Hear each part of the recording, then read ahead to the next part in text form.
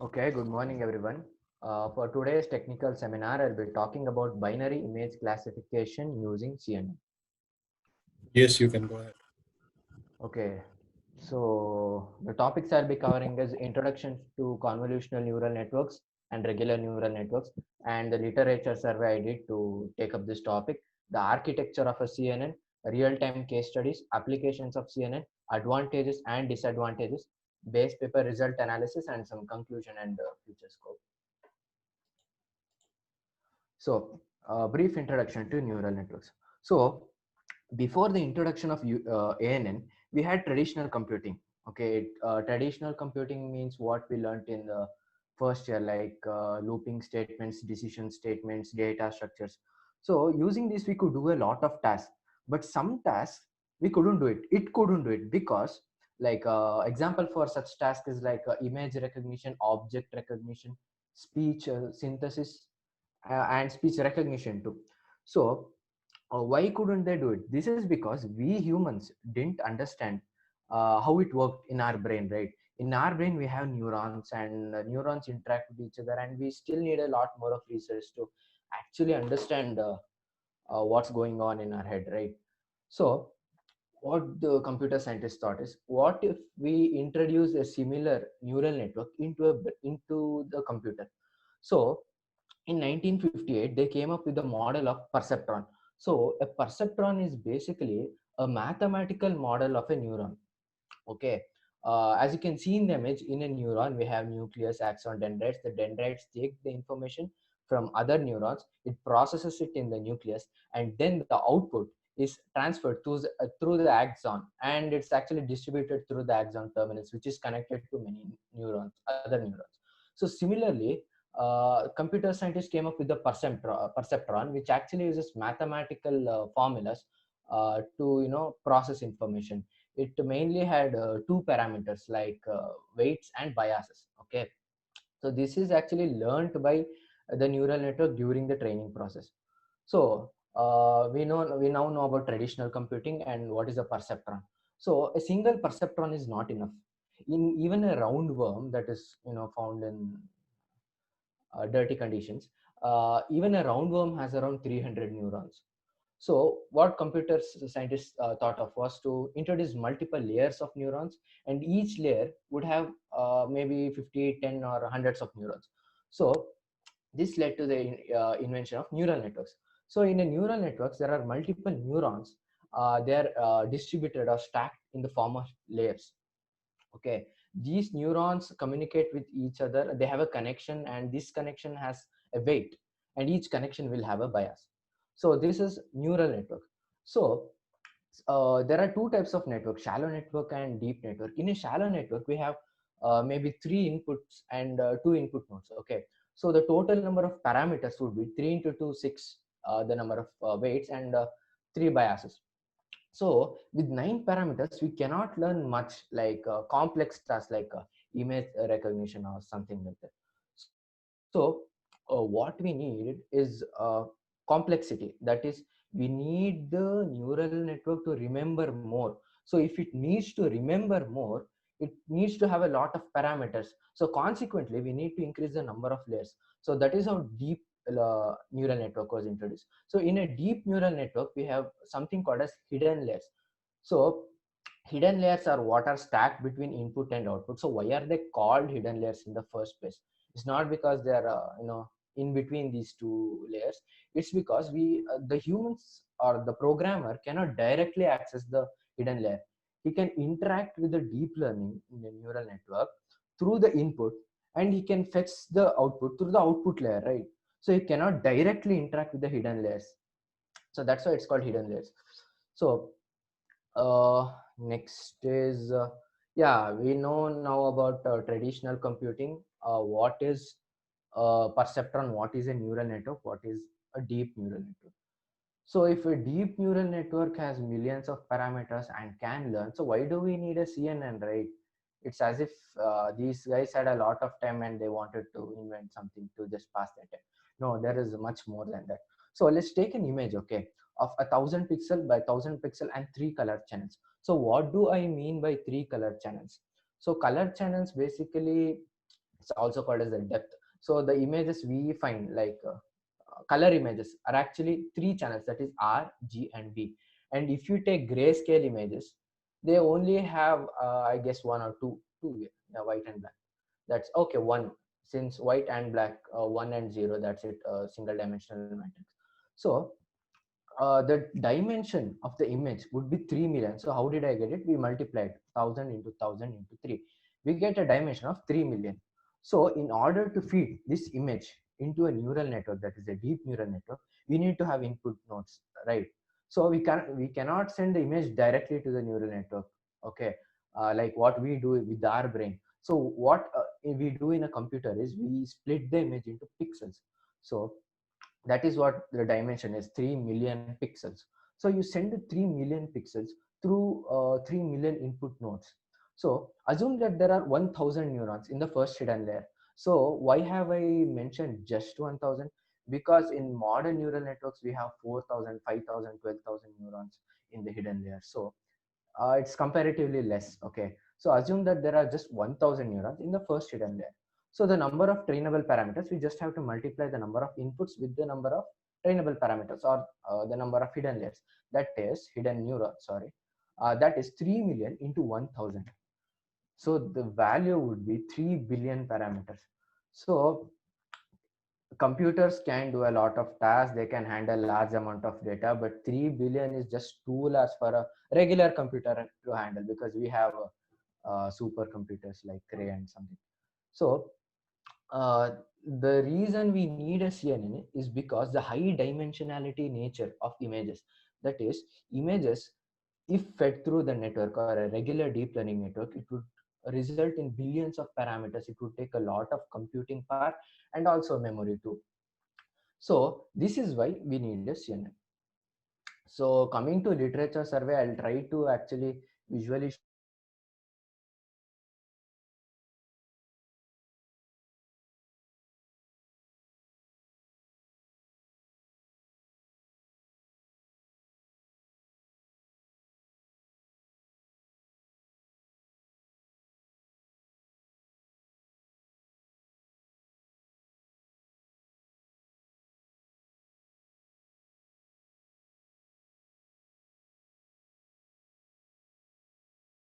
So images in the ImageNet database as it was intended to. So next is architecture of CNN. I think Abhishek has already covered it, but I'll try to go a bit deeper. So the architecture of a CNN can be divided into two parts. One is the feature extraction and the other one is the classification. Okay. In feature extraction, what it does, we take the features, we extract the features of the images. So we are not comparing pixel by pixel. Like we have that program, right? Check if two arrays are the same in third sem, I guess. So we are not comparing, because comparing doesn't work, right? We have to extract features. That's how the human brain or the human visual cognition works. We extract features from images, and these features are used to, identify people. Like we call him like Duma, Sanakla. So we extract features, right? This part forms a part of our recognition system. So coming to layers, there are four layers. That is a convolutional layer, pooling, subsampling layer, non-linear layer. This is actually used along with convolutional layer. I'll cover that later. And then there is fully connected layer. Okay, the fully connected layer is the deep neural networks that we just discussed. Okay, so this whole feature extraction thing is to implement the high dimensionality handling for a deep learning neural network. That's it. So let's come to the layers. So convolution layer, before we go to this, yeah, this is the same image Abhishek showed, because we learned in the same video since we are in the same team. So before we understand how convolution helps us in the CNN, we first define what convolution is. Convol is basically two things interact with each other to form a different thing or a third thing. So in talking of, I mean, coming to a math perspective, in math, convol means to multiply. That's it. So what we do is we take something called as a filter. Okay, here the filter size is 3 cross 3, that is the middle box, that is the filter. and the first image, the first matrix is actually an image. So to make sense of the image, it is actually an X, okay, drawn on a page, converted into grayscale, okay, then inverted, because sparse matrix, right? Sparse matrix operation and sparse matrix operation are actually optimized by I mean, there are a lot of algorithms for sparse matrix, because basically a sparse matrix is a matrix which contains less number of real values, that is one, and these minus ones are actually considered as zero in sparse operation. So basically, coming back to the main topic, we have something called as a filter. We apply it to the image recursively. So we are mixing two things here. One is the input image, and the other one is a filter to get a third image. That is this matrix, that's the third matrix, which is called as a feature map. So what the feature map says is, or shows is, you can observe where are the features we are trying to find in the image.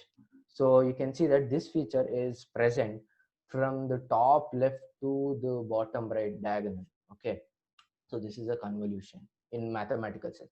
So coming to CNN, so this is a GIF which actually represent how a CNN works in single dimension. The animation below it defines how we use it for a, three channel image, like an RGB image. This is for a single channel image, okay. You cannot expect it to be the same operation in three channel too. So convolutional layer extracts different features. The input dimension is NH into NW into NC, where NC is basically the number of color channels with K kernels. So what is K kernels? In this example, just a minute, let it load. In this example, what are we trying to do here is we are actually testing one feature, but in real life we might test hundreds of features, right, in an image, for an image. So K kernels or K feature maps, and F cross F is called as a receptor field, okay. Receptor field is it's like the field of vision, if you come to our human eye theory. So next is a convolution of an input with one kernel produces one output. So if it interacts with multiple kernels, then obviously it would produce multiple maps, right? So it starts from the left, top left corner of the input, and it's moved across left to right, and again below to the bottom right corner of the image. So this is a convolution operation for three channels. So each channel has its own filter, and each channel in each application is returning a number which is added, okay, which is added, and it is stored as the feature map, okay. So in this operation alone, we have actually reduced the dimensionality, right? So there are two concepts here. One is the stride and other one is padding. So if you look at the image or the animation that is being portrayed, the kernel is moving like 1 pixel at a time to the right and 1 pixel downwards, right? You can actually change that. So that is called as a stride. The amount of movement between application of the filter in the input image is called as a stride, and it mostly is symmetrical. If it moves 1 pixel to the right or through the rows, it would obviously move 1 pixel downwards, like in the column wise. Okay.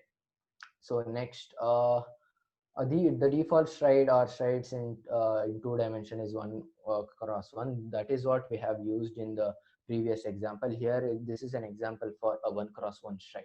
So higher the stride, more the downsampling. So what do they mean by that? So a stride actually, I mean a filter actually reduces the dimensionality, okay, by extracting features. So what we are doing is we are sort of summarizing the picture. We are extracting the pictures and we are removing the unwanted parts. Okay.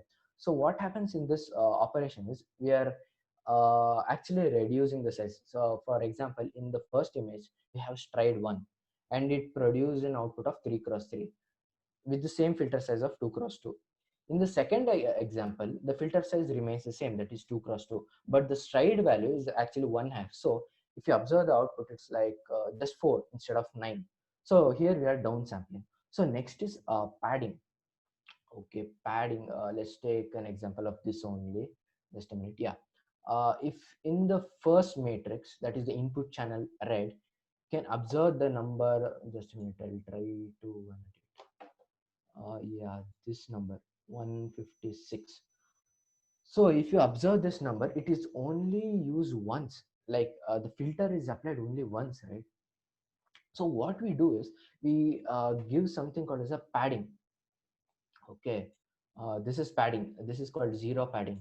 So in zero padding, what it does is, let me show you. So the first kernel without the padding, the first kernel would be like 2 cross 2 would be like yeah, it's tough to draw here, but yeah, that would be the box. I've only drawn two lines, but that would be the box. And next it would move on to this, and sorry, and next it move on to yeah, the next box. So in the next iteration it would move downwards, right? So again 153, 149, 151 and 154 will comprise of the next box. So here 156, the number 156 or the pixel value 156, the filter is applied only once. So what if 156 is a very important feature in our machine learning model, or it's an important feature we are trying to detect. So if the filter is applied only once, what does it mean? It means that not much significance is given to that particular pixel. So what we do is we pad it with zeros. Okay, just a minute.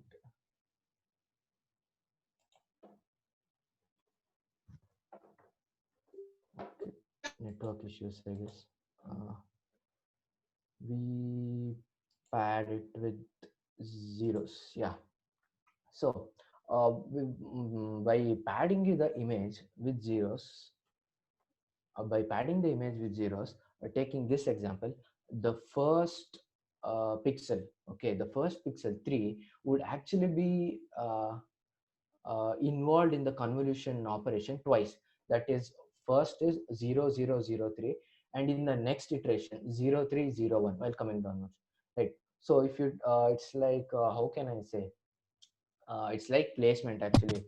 If you have scored high GPA, you can appear for multiple companies, but if you have less than 7 GPA like me, you cannot appear for multiple companies. Or if you have less than 6 GPA, your chances are very limited. So what we're doing is here is padding. So padding is like a free for all, no cutoff, you can join.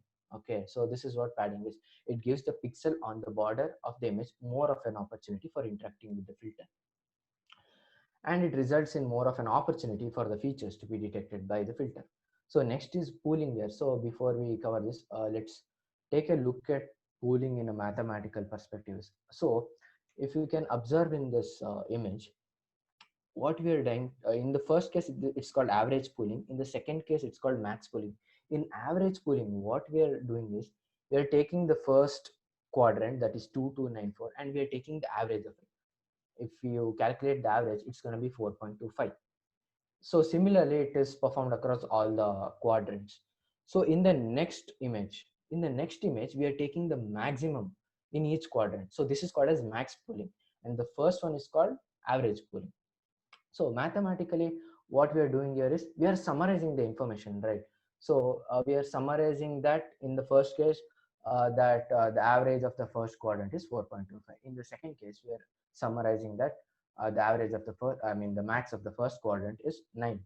So this is one what can I say, characteristics of pooling. So another one is position. We don't give importance to position. So what I mean by here is, take the second example, okay, that is max pooling. Then the number 9 is in second row first column. So but would it make a difference if it was in second column second row, or first column first row? No, because when we are taking the maximum, we are considering all the four elements, so it doesn't depend on where the number is, right? So this is from a mathematical perspective. Now let us look at it from an image processing perspective. So pooling layer helps achieve two things. One is dimensional reduction. As you can see in the example, we have reduced that what's that, 4 cross 4 into a 2 cross 2. We are reducing the dimension, right? So we are mapping it to CNN. So we pooling reduces the spatial size of the feature map representation. Okay, what does this do? This reduces the number of parameters. Obviously, you only have 4 parameters for the next step. Okay, and if you decrease the number of parameters, then what does it mean? So it means that lots of less computation is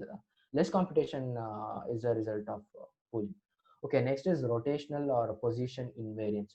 So what it means is we summarize, as I've already explained. While summarizing, like in max pooling, we took 9, and in average pooling, we took 4.5. So we are not considering the individual elements. We are just summarizing or giving the best of what that quadrant has to say. For example, in schools, they put banners, right? First topper, second topper, third topper. Maybe they include the top 10 toppers, and if you are not in that, people won't even believe you that you are in that school. That's the issue. So they are summarizing here. It's partiality, but in case of CNN, it helps a lot. So next, further operations are performed on summarized features instead of precisely positioned features. So it makes the model more robust to variations in the position of the features in the input image. So what do they mean by that? More robustness. So what they mean is, if the 9 in the second example, that is max pooling, if the 9 is present anywhere in the quadrant, or in fact anywhere in the whole feature map, we still get a 9 in max pooling. So if a feature, an important feature, if is present in the image, then we don't care about where that feature is in terms of position or xy dimensions. We just need to, say this position or this feature is in this feature map. Okay, that is, for example, you are trying to find an ear, the human ear in an image. So it doesn't depend where the human ear is. It may be on your arms. You can't imagine it, arms or chins or whatever. So the CNN's output would be the same. Yeah, we have an ear here. It doesn't take into consideration where that ear is. So this is the output of a max pooling. So in the first quadrant, the max is 1. In the second, it's 0.33, and the third is 0.33. So this is the output. Okay, next is the non-linear layer. So non-linear layer is achieved through activation function. So activation function is basically, again, I can give you the example of yeah, when you're joining PU, they mentioned a cutoff, right? Or while joining a college, this is the cutoff: 25,000 or 85%, 90%. If you have crossed that cutoff, or you are exactly at the cutoff, okay, you are in. Or else, please try another college. So this is similar in an activation function. So we have something called as a trigger. Okay, the activation function is triggered when the weight or the weight or any parameter. For example, you can also take into consideration the feature maps individual pixels, that is 1 or 0.33. So if it crosses a certain threshold, then we are going to include it, or else we are going to either exclude it, or we are going to transform. So while transforming, what happens is we induce non-linearity. So for example, let's say we have a series of numbers. Okay, a better example is in the next slide. So this is an example of ReLU operation. Okay, so what ReLU does is it accepts number. If the number is negative, it's going to convert it to 0. Okay, if the number is positive, then it's going to return the value as it is. Okay, you still can normalize, like if the values are like 100 to 200, it doesn't make sense, right? So you can normalize it taking the maximum value and the average, and you can store the values as normalized values. So what the pooling or the ReLU or nonlinear output does is, it's not actually pooling output. It's a wrong title. So what it does is actually introduce nonlinearity into the function, and we remove certain unwanted elements through ReLU. And the ReLU is not the only function. We have sigmoid ReLU, leaky ReLU, then there are a lot. I can't remember it right now either way. So the last is the fully connected layer. The fully connected layer is the deep learning or deep neural network that we discussed earlier. Okay, just a minute. Yeah. So FC comprises of a neural network which will be trained on the extracted features along with their corresponding labels. So how do we feed it? If you remember what I said, we said that we are going to send it pixel by pixel. So in a convolution layer, the output would be in the form of con feature maps or pooling outputs. So what we do is we take all those matrices. So if we have, for example, like 30 filters, So we have 34 cross 4, that is the dimension of matrix. 4 cross 4 matrices, and there are 30 matrices. So what we do is we flatten them, that is we first convert each two-dimensional matrix to a one-dimensional matrix, then we append each other, and then we pass it as an input value. So this determines which features most determines which features most correlated to a particular class, and it outputs an n-dimensional vector where n is the number of classes that the program has to choose from. So what this says is the final layer of the fully connected layer would be something called as a softmax classifier. So if you pass an image through a CNN, it would be converted into features, flattened, and it's passed to a fully connected layer. The output would be two numbers, okay, in terms of binary classification. One would be the probability of the image being a dog, and the second one would be the probability of the image being a cat. Okay, so if you pass a dog picture, you would say 0.9 and 0.1. So each number in this n-dimensional vector represents a probability. So this is the image you actually see if you type in CNN. I know it looks a bit scary, but there's a formula to calculate the output of each layer. So let us solve this. It won't take more than a minute since time is short. So let's say the input image is 28 cross 28. Okay, we apply a 5 cross 5 kernel. You can take a screenshot of this. You see a lots of notations here. So what we do is to calculate the output of the convolution layer, we subtract it. We apply the mathematical function, that is nh. In our case, nh and nw, that is 28 cross 28, both are same. So we can apply a single formula, that is n plus 2p minus f divided by s plus 1. So we are not using padding here, and the stride for convolution we are using here is 1. So the formula reduces to n plus 2p, n minus f plus 1, sorry, n minus f plus 1. So n is 28 minus f filter size, that is 5, that is 23. So plus 1, 24. So the output of the convolution will be 24 into 24. So next in the max pooling layer. So in the max pooling layer, the stride is 2. So what we are doing here is 24 minus 2, 2 into 2 minus f divided by s plus 1. That gives us 11 plus 1. So that would be 12 again. So again, we apply convolution. So 12 minus what's the kernel size? 5 cross 5, right? So 12 minus 5 cross 5.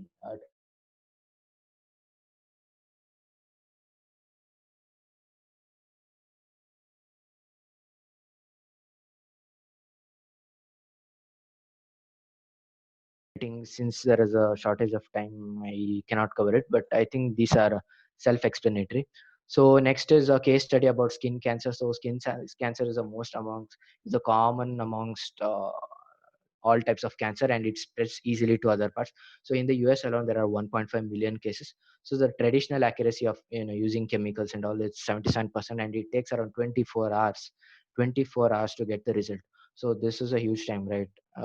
So in the deep learning system that they have introduced, they have trained a BGG16 model using fine tuning, that is form of transfer learning, on the ham 1000 dataset, ham 10,000 dataset.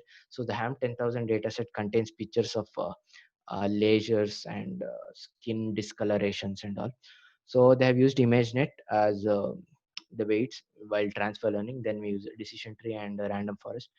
It uses Amazon Cloud Services and dashboard. So again, network issue, PPT issue.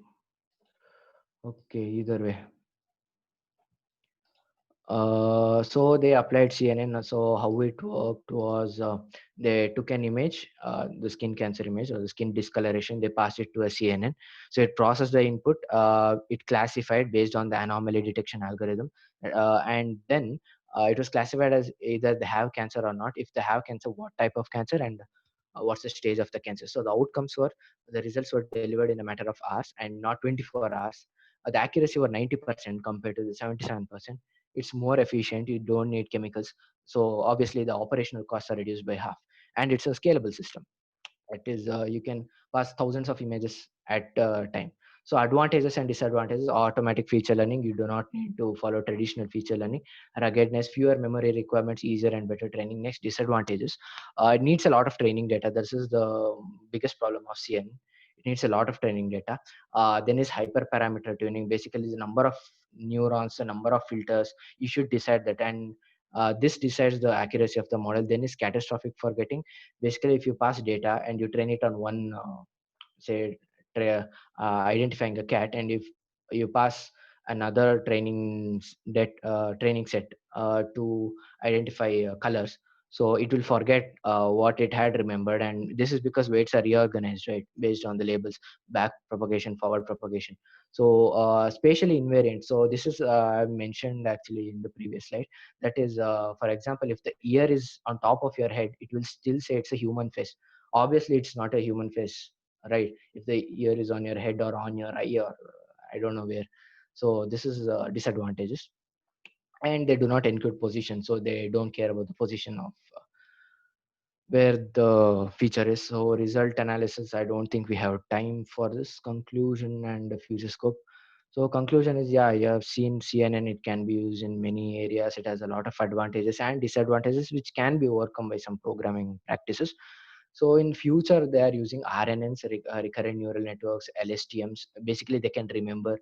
And then we have deep belief networks, Boltzmann machine, autoencoder. You can train them layer by layer, unlike in this CNN.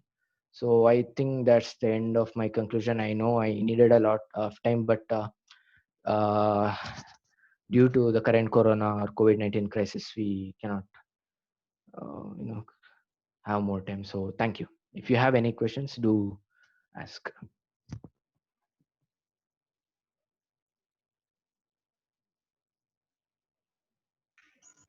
Chetan, Chetan. Yes, sir. Yeah, I think I'm scared now we don't have time. Okay, now look at this, okay? Go back. I have observed even from Abhishek, all the papers you referenced was not cited anywhere, okay? It was not cited anywhere. You know what I mean by citation? So Yeah, yeah, yeah, it yeah, was not cited. yeah, yeah. Okay. So, and I'm pretty sure you referred more than 4 or 5 papers, okay? So that is a general observation, okay? You look into that, fine, yes? Yes, sir. And try to stick to one citation, yeah, because I can see multiple citations here. If it is IEEE, it has to be K. Muhammad et al., blah, blah, blah, CNN, blah, blah, blah, okay? Because IEEE citations cannot look like this, okay? Yeah, and Yes, page, fine. Maybe you are doing explicit citation, no problem. Now, next thing is, I have one small question, okay? yes, sir. So how do you differentiate parameters from hyperparameters? How do you differentiate parameters from hyperparameters? So parameters are those values like image, like weights and biases, or if you take a filter, those filter values. These are Oh, actually sorry, less learned than from. 1 minute. Sorry, less than 1 minute. I don't know Okay, because these are. I think other people will have questions. Yeah, I think we can start this question and answer